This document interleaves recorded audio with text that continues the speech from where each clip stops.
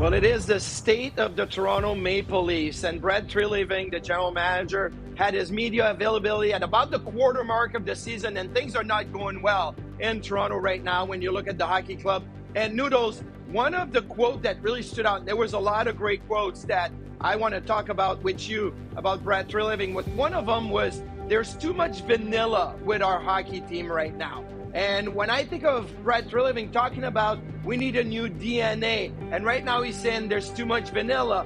I mean, this is a pretty significant message to the players. What the hell happened with the Toronto Maple Leafs? A team built to chase a deep playoff run is now slipping fast, sitting near the bottom of the Eastern Conference and falling into one of their worst stretches in years. Their captain is out, their structure is broken, and the man who built this roster, Brad Treliving, is now under intense pressure as the season unravels right in front of him. The Maple Leafs have lost 7 of their last 8 games. This is not a small slump. This is a collapse that has pushed Toronto to one of the lowest positions in the conference. The team has struggled with scoring, defending, and keeping control of game, and each loss adds more weight to their season. The breaking point was the 5-2 loss to the Montreal Canadiens. Montreal scored from the back end, won races, and controlled the second period with ease. Toronto was outshot and outworked again. The score showed one game, but the issues showed an entire month of problems that keep repeating with no change. Coach Craig Berube spoke after that loss and used the word inexcusable. He said the team does not show urgency when falling behind. He pointed out that this is a veteran roster. His frustration was clear, but the question is not only about effort, it is also about how the roster was built and why it cannot handle adversity. A major blow for the Leafs has been the absence of Auston Matthews. He has missed 5 straight games with a lower body injury and still does not have a set return date. He skated this week but is not ready to play. His injury came after a hit from Nikita Zadorov against the Bruins. The timeline remains unclear, which creates more problems for Toronto. Here's where Brad Treliving enters the center of the story. He built this roster. He shaped the depth. He decided which positions to strengthen and which to leave thin. And the problems appearing now are the same problems that followed him from Calgary. In Calgary, Treliving often leaned heavily on star players. When those stars got hurt or slowed down, the team had little depth behind them. Key trades and contract decisions came late. Depth scoring was inconsistent. Defensive holes remained open for long stretches. These patterns were well known across the league. Now, in Toronto, the same patterns are showing again. When Matthews went out, no other center was ready to carry the load. When the defense faltered, no new support arrived. The roster was already thin, and the injury made that weakness clear. Toronto's collapse has the same shape as the issues Treliving faced in Calgary. Another rehook appears here. Not only did the roster have structural problems, but Treliving has also not acted during the collapse. Even as losses piled up, Toronto did not make a trade, did not reinforce the blue line, and did not add scoring depth. The team kept the same lineup while falling deeper into trouble. The defense has been a major problem all season. Against Montreal, defensemen were caught out of position, losing battles along the boards and failing to clear pucks. The Leafs gave up point shots, rebounds, and long shifts where they could not regain control. These are issues that normally trigger a roster change, especially when repeated across multiple games. But no defensive help was added. The blue line remained unchanged. Toronto entered each game with the same problems and hoped for different results. That is where the criticism grows stronger. A general manager is expected to respond during long slumps, but the Leafs went through one of their worst stretches without any move from Treliving. Another layer is the team's identity. When they fall behind, they struggle to push back. Berube pointed out the lack of urgency. That suggests deeper issues inside the group, including confidence and structure. A stable roster can respond. A flawed roster breaks. Toronto is breaking under pressure, and that reveals even more about how the team was built. The Leafs also made a confusing internal move after the Montreal loss, described as a puzzling decision by multiple outlets. Details around the decision point toward internal uncertainty. This adds to the sense that the organization is unsettled and searching for answers, while the season moves on without them. Another rehook appears here. The entire season now hangs on how quickly the team can stabilize, but the tools needed for that stability have not been added. The future future impact is clear. Toronto's playoff hopes are at real risk if the losing continues. Falling behind early makes it difficult to recover, especially in a competitive division. The team cannot afford more long losing streaks, yet the structure of the roster makes the path uphill. Matthews still does not have a return date. Without him, the Leafs struggle to hold leads and build momentum. The team needs his scoring, pace, and strength. But until he returns, the roster must carry the load. So far, it has not. Another impact comes from the identity crisis. Teams that struggle with urgency often fall behind in key games later in the season. These issues can last months. With no major changes to structure or lineup, Toronto risks falling into patterns that are difficult to break. The season now reaches a point where every shift matters. Every breakdown becomes more damaging, and every decision, or lack of decision, from the front office gains more weight. The Maple Leafs are at a turning point. The roster, as built, is struggling. The patterns from Calgary have reappeared, and the collapse during this stretch has exposed every weakness at once. What comes next will decide how far this slide goes, and how much the season can still recover. It's a muscle type of injury, I was told,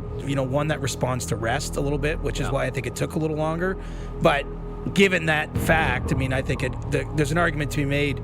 Why rush it for Saturday when you get 3 days till the next game? Mm-hmm. The Leafs, aren't in one of those situations where their schedule is going crazy in this exact moment. So, I don't want to put I don't want to say he's 100% back on this game, because you're right. It is a mystery. More bad news has hit Auston Matthews and the Toronto Maple Leafs, and the timing could not be worse. Matthews missed his 5th straight game, and the Leafs lost again, making it one of their worst stretches of the season. The update on his injury brings even more worry, and the team is falling fast without him. This latest development changes everything for the Leafs right now. Auston Matthews was ruled out again because of a lower body injury, and the team still does not know when he will return. He skated recently, but coaches said he is not ready for full game action. That uncertainty has become a major problem for the Leafs, and it keeps growing with every game he misses. The Maple Leafs faced the Montreal Canadiens without Matthews, and the results showed the impact of losing their top scorer. Toronto was beaten 5-2, marking their 7th loss in their last 8 games. The team struggled to create chances, and their defense could not keep up. The absence of their captain made everything harder, and people wondered how long this could continue. Coach Craig Berube said Matthews is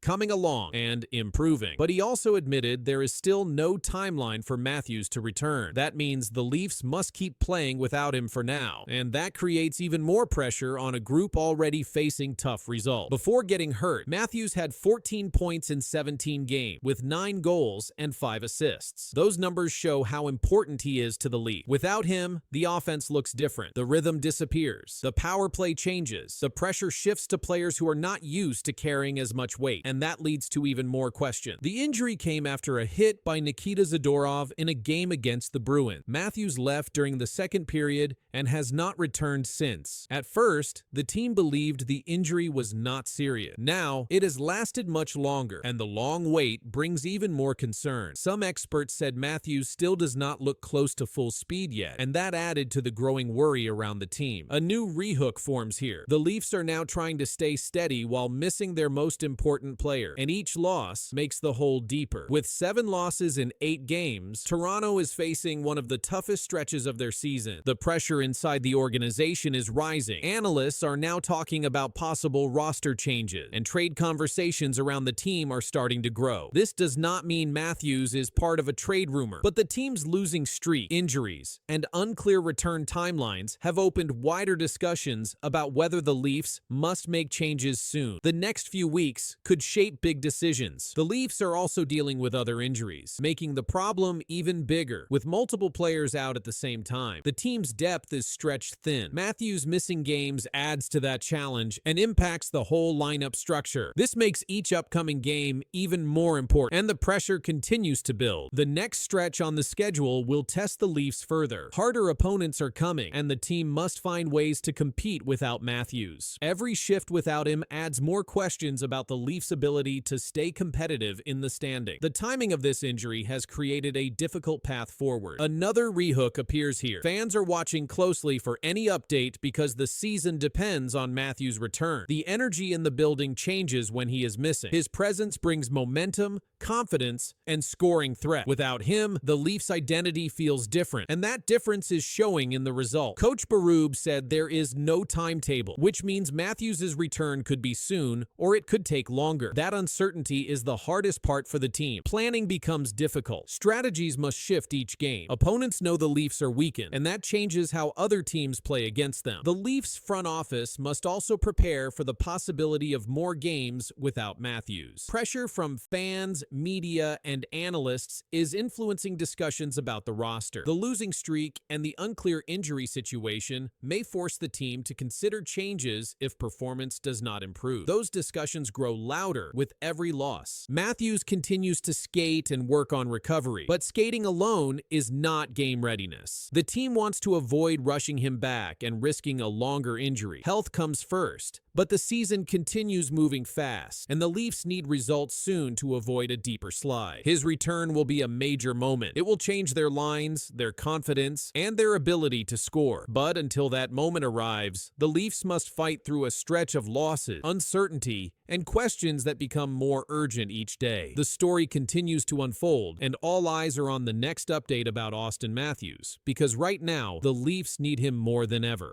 And I think last night is the kind of accumulation of a lot of different things, and last night's a great warning to the group what happens when you're not ready to roll. Something just shook the Edmonton Oilers locker room. After a crushing 9-1 loss, Connor McDavid stood up and called out his own team. He didn't dodge, he didn't sugarcoat. He said the Oilers were flat, no energy, no emotion. Coming from the captain, that means something. What he said next set the tone for the rest of the season. The Edmonton Oilers are under pressure. They've played 16 games this season, and their record stands at 6 wins, 6 losses, and 4 overtime losses. That's not what fans or the team expected.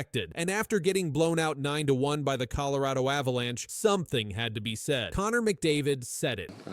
Early on, obviously, we found an issue to bring some of that emotion, some of that energy to the game. That's not fighting. That's not anything. It's just bringing that energy, skating, a little bit more physical. In his post-game comments, McDavid told reporters, "It's been flat. That starts with me as a leader. There's maybe not been enough energy, not enough emotion, and we have to find a way to bring some of that into the game." This wasn't just about one game. McDavid spoke about the team's attitude over several games. He said, "We all have a hand in bringing just a little bit more, emotionally, physically, and just to our game as a whole." McDavid has 22 points this season, 5 goals, and 17 assists, but he's also -6 at even strength. That shows even the best players on the team are getting outscored when they're on the ice. The loss to Colorado was Edmonton's worst home defeat since 2009. The Avalanche scored goal after goal, and the Oilers didn't have an answer. The team was down 4-0 after the first period, and it only got worse from there. This wasn't just a bad night.